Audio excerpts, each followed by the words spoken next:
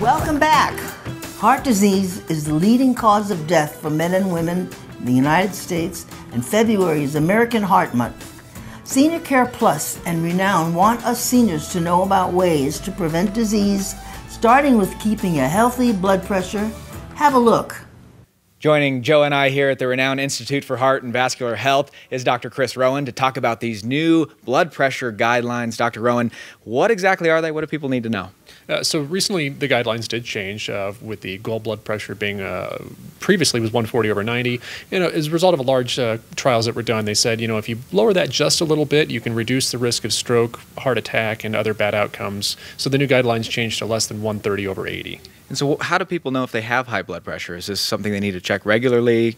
Yeah, so high blood pressure is previously called the silent killer. There's very little, you don't really feel anything if you have high blood pressure. A lot of times you're diagnosed at your doctor's office when you go in and he says your blood pressure's high today. So people find out at health screenings, or they go to their local grocery store or their local store that has one of those blood pressure cuffs, and they find out it's elevated. And that's really the best way to figure it out. Keeping it low, keeping it at the right rate that it's supposed to be. What do people need to do to make sure that happens? So the number one thing to do, and the number one thing with anything, is lifestyle. Change who you are, your habits. So exercise more, and the best exercise is just going for a walk every single day. You don't have to join a gym. You don't have to become a triathlete. You don't have to lift weights. Go for a 20-minute walk a day.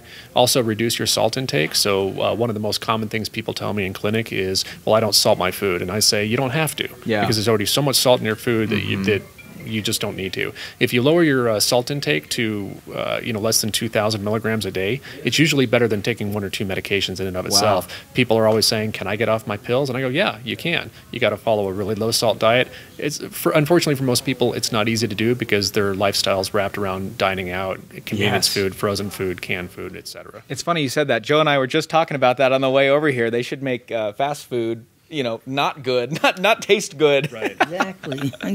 Also, I always wondered about sugar.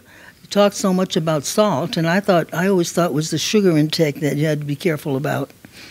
Well, obviously, if you're diabetic, sugar intake is going to make things worse for you. It's going to lead to weight gain. It's going to lead to higher risk of kidney problems. It doesn't affect blood pressure per se.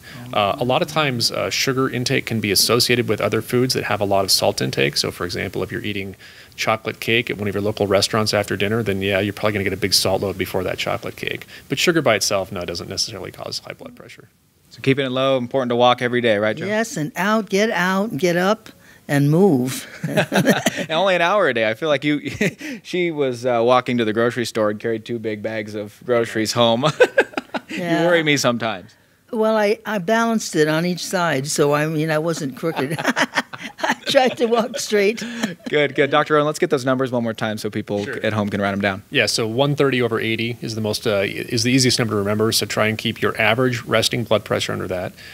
Don't check your blood pressure first thing in the morning right when you wake up, because it's going to be wonky. Don't check it after you've been doing something vigorous. Don't do it if you're anxious. Give yourself 5 or 10 minutes, just sit down and relax and don't do anything, and check it, and then 130/80. Great. Well, we will have all those numbers on our website, agingandawesome.com. We still have some more show to come up. Joe, do you have anything else to say? I feel like you do. Oh, I wanted to emphasize the exercise, because I've always been fortunate that I enjoy exercise. And I'm not much at sitting, unless I'm reading a book. Usually we're using this mic now, but we have a mic that we put on her to keep her seated, because she's moving all around and talking to people. All right. Thank you so much, Dr. Rowan. Thank you to Renown for having us. Coming up next on Aging and Awesome.